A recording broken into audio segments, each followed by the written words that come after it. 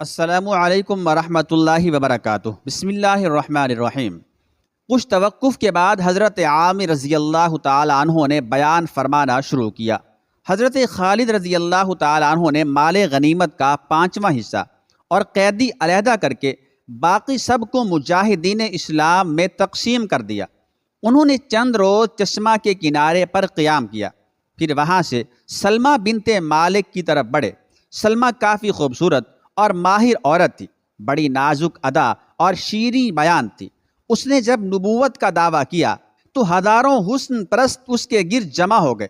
وہ اپنا لشکر لیے مقام خواب میں مقیم تھی کہ طلیحہ کا شکست خوردہ لشکر بھاگ کر وہاں پہنچا۔ سلمہ بے نقاب ہو کر ان کے سامنے آ گئے۔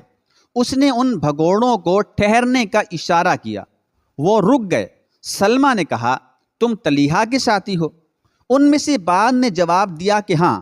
تو سلمہ نے کہا، طلیحہ جھوٹا تھا، وہ نبی نہیں تھا۔ نبیوں کی خدا مدد کیا کرتا ہے، انہیں شکست نہیں ہوتی، تائید ایزدی سے ہمیشہ فتح ہوا کرتی ہے۔ حضرت محمد صلی اللہ علیہ وآلہ وسلم واقعی نبی تھے، لیکن ان کی وفات کے بعد خدا نے مجھے نبی بنایا ہے، مجھ پر بھی کتاب نازل کی ہے۔ کیا تم سننا چاہتے ہو؟ چونکہ اس کی بھولی صورت اور دلکش گفتگو سن کر مرتدوں پر کافی اثر ہوا تھا، اس لیے انہوں نے کہا، سنائیے۔ سلمہ نے ترنم ریز لہجے میں اپنا مقفع کلام پڑھنا شروع کیا۔ اس کے چند فقرے یہ تھے جن کا ترجمہ آپ سماعت فرمائیں۔ ہم نے محمد صلی اللہ علیہ وآلہ وسلم کو اپنے پاس بلا لیا، سلمہ کو نبوت کے لیے منتخب کیا۔ اب انہیں نجات ملے گی جو سلمہ کی شریعت پر عمل کریں گے۔ اے لوگو، تم کہاں بہکے جاتے ہو؟ ہماری نبیہ کی اطاعت کرو۔ زمین و آسمان ہمارے قبضے میں ہے، ہم جسے چاہتے ہیں زمین کا مالک کر دیتے ہیں۔ سلمہ نے کچھ ایسے لہجے میں یہ عبارت پڑھی کہ منافقوں کے دل اس کی طرف کھنس گئے۔ انہوں نے کہا، بڑا پر اثر لہجہ ہے، ہم تم پر ایمان لاتے ہیں۔ سلمہ کا چہرہ خوشی سے چمکنے لگا، وہ شعلہ رو تو تھی ہی اور بھی بھبوکا بن گئی۔ اس نے ان سب کو اپنے مذہب میں داخل کر لیا۔ سمجھ میں نہیں آتا کہ لوگ کس قدر احمق تھے، بے وقوف تھے۔ وہ دیکھ چکے تھے کہ ایک شخص نے نبوت کا جھوٹا دعویٰ کر کے انہیں دھوکہ دیا۔ وہ سارے راستے میں طلیحہ کو گالیاں دیتے چلے آئے تھے۔ اب ایک عورت نے انہیں بہکا لیا، ورغلا لیا۔ انہوں نے یہ بھی نہ سمجھا کہ اس سے پہلے کوئی عورت نبی نہیں ہوئی ہے۔ وہ اس کے فریب میں آ گئے، اس کے دھوکے میں، اس کے چکر میں آ گئے۔ دراصل حسین عورت مردوں کو بہت جلد پھسلا لیتی ہے۔ کہتے ہیں کہ عرب بڑے غیور تھے، عورتوں کی کوئی قدر و منزلت نہ کرتے تھے، مگر جب سے اسلام نے عورتوں کے حقوق قائم کیے اس وقت سے ان کی عزت ہونے لگی تھی۔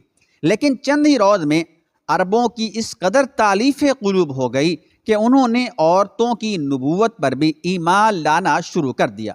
سلمہ کے پاس، جس نے نبوت کا جھوٹا دعویٰ کیا تھا، طلیحہ سے کہیں زیادہ لشکر جمع ہو گیا تھا۔ وہ سن رہی تھی کہ حضرت خالد بن ولید رضی اللہ تعالیٰ عنہ اپنی فوج لیے اس کی طرف بڑھے چلے آ رہے تھے۔ اسے خیال تھا کہ وہ مسلمانوں کو بھی اپنے حسن کے جال میں پھنسا لے گی، اس لیے اسے کچھ زیادہ فکر اور تشویش نہیں تھی۔ حضرت خالد بن ولید رضی اللہ تعالی عنہ کو بھی معلوم ہو گیا تھا کہ سلمہ عظیم الشان لشکر لیے مقام خواب میں مقیم ہے۔ وہ اسی طرف کوچ کر رہے تھے۔ چنانچہ ایک روز وہ بھی مقام خواب میں جا داخل ہوئے۔ سلمہ نے محمل میں سوار ہو کر اسلامی لشکر کی آمد کو دیکھا۔ چونکہ حضرت خالد بن ولید رضی اللہ تعالی عنہ کے ساتھ بہت کم سپاہ تھی، اس لیے وہ اتنا کم لشکر دیکھ کر بہت مسرور ہوئی۔ اس نے اپنے معتقدین کے سرکردہ لوگوں سے مسکرا کر کہا، خدا نے اسی وقت مجھ پر وحی نازل کی ہے۔ کیا وحی نازل کی ہے؟ خدا فرماتا ہے، ہم اپنی نبیہ کی مدد کریں گے۔ جو لشکر عداوت کی راہ سے آیا ہے وہ شکست کھا کر بھاگ جائے گا۔ یہ سن کر اس کے مریدین کو بڑی خوشی ہوئی۔ سلمہ نے اگلے روز حضرت خالد بن ولید رضی اللہ تعالی عنہ کے پاس پیغام بھیجا، میں نبیہ ہوں، تم میری باتیں اور خدا کا کلام سنو۔ میں تمہیں ہدایت کی طرف بلاتی ہوں۔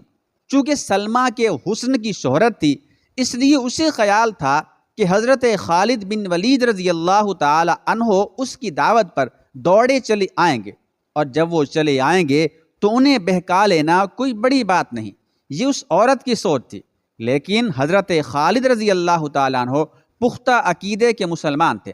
انہوں نے کہلوا دیا، اللہ تعالیٰ کی قسم سلمہ جھوٹی ہے، وہ نبیہ نہیں ہے۔ حضرت محمد رسول اللہ صلی اللہ علیہ وآلہ وسلم پیغمبر آخر الزماں ہے، ان کے بعد کوئی نبی نہ ہوگا۔ جو دعویٰ نبوت کرے وہ جھوٹا ہے۔ اس سے کہہ دو کہ دنیاوی جاہ و حشمت کے لیے اپنی عاقبت خراب نہ کرے، اپنی آخرت خراب نہ کرے، اور تائب ہو کر مسلمان ہو جائے، اسی میں اس کی بہتری ہے۔ جب سلمہ کے پاس یہ پیغام پہنچا تو اسے بڑا غصہ آیا۔ اس نے اسی وقت اپنا لشکر میدان میں لا کر صف بستہ کر دیا۔ وہ خود محمل میں سوار ہو کر آئی تھی۔ اس کا محمل نہایت خوبصورت، شاندار اور بیش قیمت تھا۔ ریشمی کپڑے کے پردے تھے جن میں سنہرا کار چوبی کام کیا گیا تھا، نیچے موتیوں کی جھالریں لٹکی ہوئی تھیں۔ دھوپ میں اس کا محمل جگمگا رہا تھا، چمک رہا تھا۔ اس کے محل کے گرد ایک رسالہ ننگی تلواریں لیے اس کی حفاظت پر مامور تھا۔ اس رسالے میں اس علاقے کے منتخب بہادر لوگ شامل تھے۔ ان کی بہادری پر سلمہ کو بڑا ناز تھا، ان کی بہادری پر سلمہ کو فخر تھا۔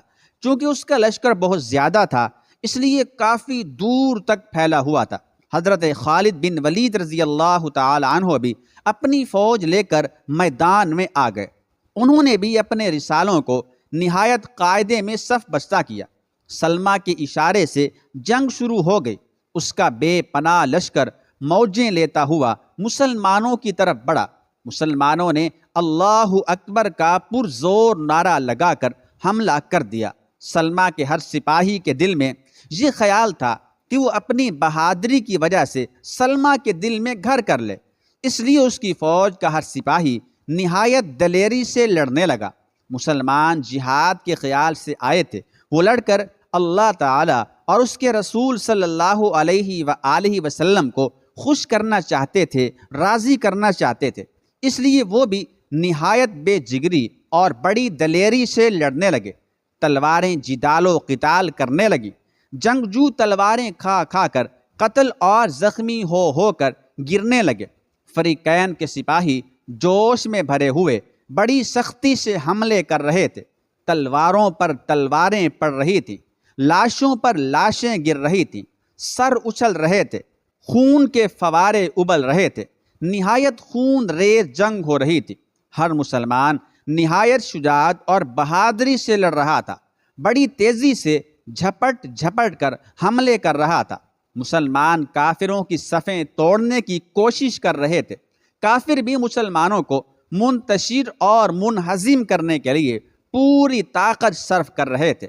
حضرت خالد بن ولید رضی اللہ تعالی عنہ ابھی تک لڑائی کا تماشا دیکھ رہے تھے۔ دفعتاً ان کا جوش ہے جان میں آ گیا۔ انہوں نے اللہ اکبر کا نعرہ لگا کر اپنے رسالہ خاص کو ساتھ لے کر نہایت سختی سے حملہ کیا۔ ان کے حملے نے کفار کی صفوں کو ہلا دیا۔ انہوں نے پرزور حملے کر کے کئی صفوں کو الٹ دیا۔ اب وہ سلمہ کے محمل کی طرف بڑھنے لگے۔ چونکہ کفار خوب جانتے تھے کہ کسی جنگ کی فتح اور شکست کا فیصلہ سپہ سالار کے قتل اور منہزم ہونے پر ہوتا ہے، اور ان کی سپہ سالار ان کی نبیہ سلمہ تھی۔ اس لیے انہوں نے کوشش کی کہ حضرت خالد بن ولید رضی اللہ تعالی عنہ اور ان کے سپاہی سلمہ تک نہ پہنچنے پائیں، لیکن وہ مسلمانوں کے سیلاب کو نہ روک سکے۔ مسلمان نہایت بہادری سے لڑتے ہوئے تیزی سے سلمہ کی جانب بڑھنے لگے۔ حضرت خالد بن ولید رضی اللہ تعالی عنہ سب سے آگے تھے، اور جس طرح جنگل کے درختوں کو کاٹ کر صاف کیا جاتا ہے، اس طرح حضرت خالد رضی اللہ تعالی عنہ کافروں کو قتل کرتے ہوئے راستہ بناتے بڑھے چلے جا رہے تھے۔ آخر وہ اور ان کے ساتھی تقریباً 500 مسلم جانباز سلمہ کے قریب پہنچ گئے۔ انہوں نے سلمہ کے رسالہ خاص پر حملہ کر دیا۔ اس رسالے نے بڑی دلیری سے ان کے حملے کو روکا اور نہایت بہادری سے جنگ شروع کر دی۔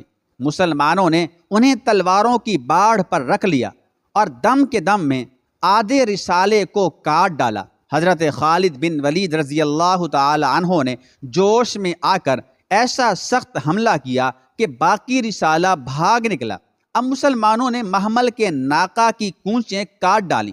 ناقہ گرا، اس کے گرتے ہی سلمہ محمل سے اچھل کر گری۔ اسی وقت چند تلواریں اس کے اوپر پڑیں اور اس کے جسم کا قیمہ ہو گیا۔ اپنی نبیہ کو مقتول دیکھتے ہی کفار کے پیر اکھڑ گئے، وہ بدحواس ہو کر بھاگے اور مسلمانوں نے ان کا تعاقب کر کے، ان کا پیچھا کر کے انہیں قتل اور گرفتار کرنا شروع کیا۔ ان کی بہت زیادہ تعداد ماری گئی، کافی لوگ گرفتار ہوئے اور بہت تھوڑے بھاگ سکے۔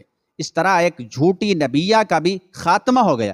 اتنا کہہ کر حضرت عامر رضی اللہ تعالی عنہ خاموش ہو گئے۔